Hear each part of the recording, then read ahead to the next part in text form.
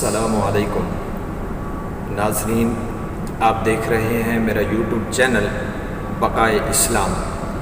میں ہوں آپ کا میزبان حافظ محمد ارشاد۔ آپ تمام ناظرین کو اپنے چینل میں خوش آمدید کہتا ہوں۔ ناظرین، آج کی ویڈیو بہت ہی اہم ویڈیو ہے، اور اس ویڈیو کے اندر جو پیغام ہے وہ ہم سب کی پوری زندگی کے متعلق ایک اہم میسج ہے، ایک اہم پیغام ہے۔ آج کی ویڈیو کے اندر ایسے 4 سوال کہ جن 4 سوالوں کے جواب کے اوپر ہی بروز محشر ہماری ذریعہ نجات کا مکمل دار و مدار ہے۔ وہ 4 سوال کیا ہیں؟ آئیے سنتے ہیں اللہ کے پیارے محبوب صلی اللہ علیہ وآلہ وسلم کی حدیث مبارکہ کی روشنی میں۔ اللہ کے رسول صلی اللہ علیہ وآلہ وسلم نے ارشاد فرمایا، لا تزول یوم القیامت قدم عبد حتی یصلی عن 4۔ اللہ کے پیارے رسول نے ارشاد فرمایا، بروز محشر اللہ رب العالمین بندے کے اپنے سامنے سے اس وقت تک قدم نہیں ہٹنے دے گا جب تک اللہ رب العالمین جو ہے وہ بندے سے 4 سوال نہ کر لے۔ اب وہ 4 سوال کیا ہیں؟ میں آپ تمام ناظرین سے یہ گزارش کروں گا کہ میری اس ویڈیو کو مکمل سنیے گا۔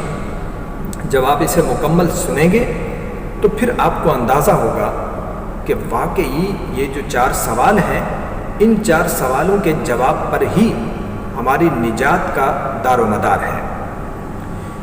انسان کی زندگی کے 3 مراحل ہیں۔ سب سے پہلا مرحلہ جو ہے وہ انسان کا بچپن کا ہے۔ بچپن کی وہ عمر، بچپن کی وہ دن کہ جن دنوں کے اندر جس لمٹ تک جو ہے انسان حرام و حلال کو نہیں سمجھتا،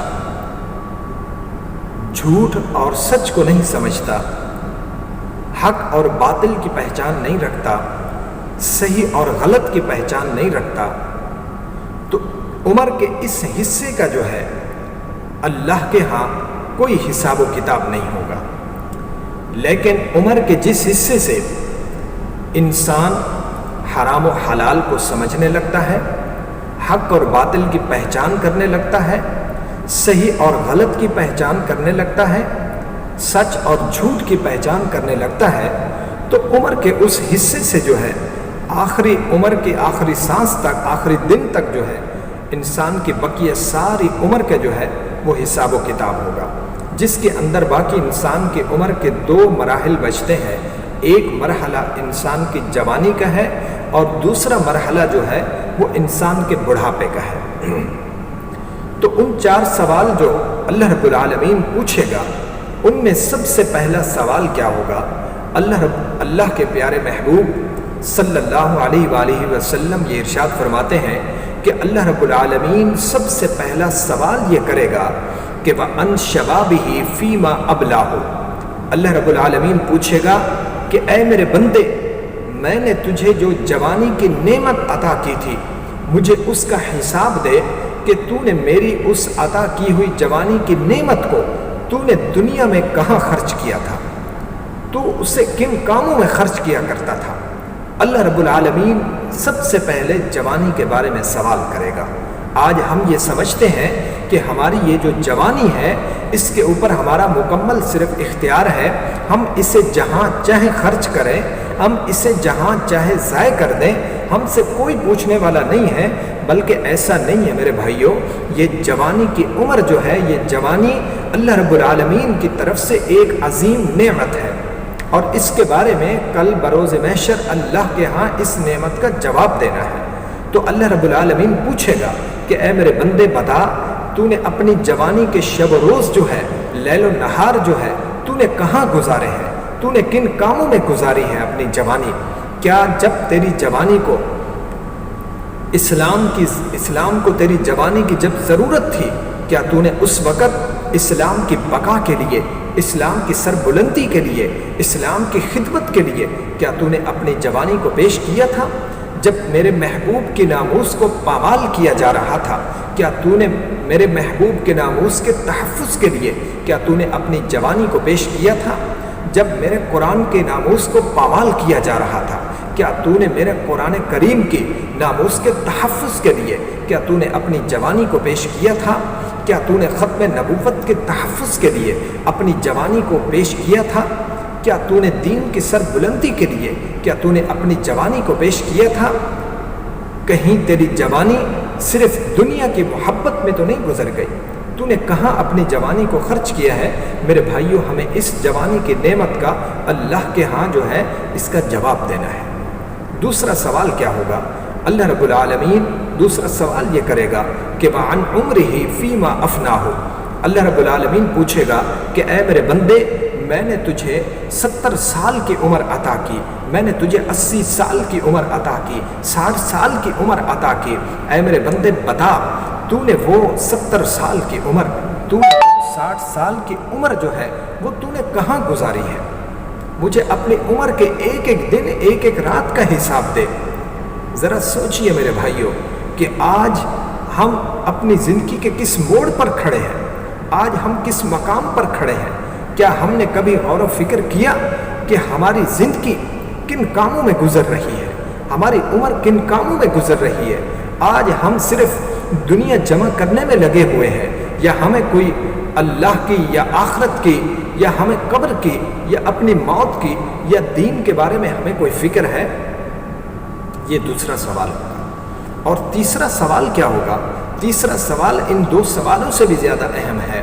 اللہ رب العالمین تیسرا سوال یہ پوچھے گا کہ وَعَنْ مَالِهِ مِنْ عَيْنَ اِقْتَسَبَهُ، اللہ رب العالمین پوچھے گا کہ اے میرے بندے بتا، جو تو نے مال کمایا تھا وہ تیرے مال کمانے کے ذرائع کیا تھے؟ جب تو مال جو کما رہا تھا اس مال کے اندر کہیں تو نے اپنے بھائی کا حق تو نہیں دبایا تھا، کہیں تو نے اپنے پڑوسی کا حق تو نہیں دبایا تھا، کہیں تو اپنے پاس کام کرنے والے مزدور کا حق تو نہیں کھا گیا تھا؟ اللہ رب العالمین پوچھے گا میرے بھائیوں کہ جو مال تو نے کمایا تھا، تیرے مال کمانے کے ذرائع کیا تھے؟ کہیں تو نے سود کا کام کر کے، سود کا کاروبار کر کے، کہیں تو نے جھوٹ بول کر، سودا بیچ کر جو ہے تو نے مال تو نہیں کمایا تھا؟ تو اللہ کے ہاں جو ہے اس مال کے کمانے کا ہمیں ذرائع بتانے ہوں گے۔ یہ تیسرا سوال ہوگا۔ اور چوتھا سوال کیا ہوگا؟ صرف مال کمانے تک بات محدود نہیں ہے، بلکہ چوتھا سوال اللہ رب العالمین یہ کرے گا کہ وَعَنْ مَالِهِ مِنْ عَيْنَ أَنْفَقَهُ، اللہ رب العالمین پوچھے گا کہ اے میرے بندے بتا، جو مال تو نے کمایا تھا پھر اس مال کو تو نے خرچ کہاں کیا؟ یہ اللہ رب العالمین پوچھے گا، ہم سے سوال کرے گا۔ ذرا سوچئے میرے بھائیوں کہ آج جو ہم مال کما رہے ہیں، کیا ہمارے ذرائع جو ہے وہ شریعت کے مطابق ہیں؟ اور پھر جو مال ہم خرچ کر رہے ہیں اس مال کو کیا ہم صحیح جگہ پر، صحیح کاموں میں اور جائز مقامات پر، جائز کاموں میں ہمارا مال خرچ ہو رہا ہے یا نہیں ہو رہا؟ کبھی ہم نے اس پر غور و فکر کیا؟ اللہ رب العالمین یہ ہم سے پوچھے گا میرے بھائیوں، جو مال میں نے تمہیں ایک نعمت کی صورت میں عطا کیا، وہ مال کیا تو نے میرے غریب بندوں پر خرچ کیا تھا؟ جب کوئی تیرے پاس فقیر آیا، جب کوئی تیرے پاس مستحق آیا، جب کوئی تیرے پاس یتیم آیا، ایک فریاد لے کر آیا، کیا تو نے میرے ان بندوں کی مدد کی تھی یا نہیں کی تھی؟ جب تیرے مال کی میرے دین کو ضرورت تھی، دین والوں کو ضرورت تھی، اس وقت تو نے اپنا مال جو ہے میرے دین پر خرچ کیا تھا یا نہیں کیا تھا؟ جب کسی محلے میں، کسی جگہ پر کوئی دینی درسگاہ کی ضرورت تھی، مسجد کی ضرورت تھی، تو کیا تو نے اپنے مال سے تو نے ان بندوں کی ضرورت کو پورا کیا یا نہیں کیا؟ اللہ رب العالمین پوچھے گا میرے بھائیوں، یہ جو مال تم کما رہے ہو، آج ہم جو کما رہے ہیں، اس مال کے خرچ کرنے کے بارے میں اللہ ہم سے سوال کرے گا۔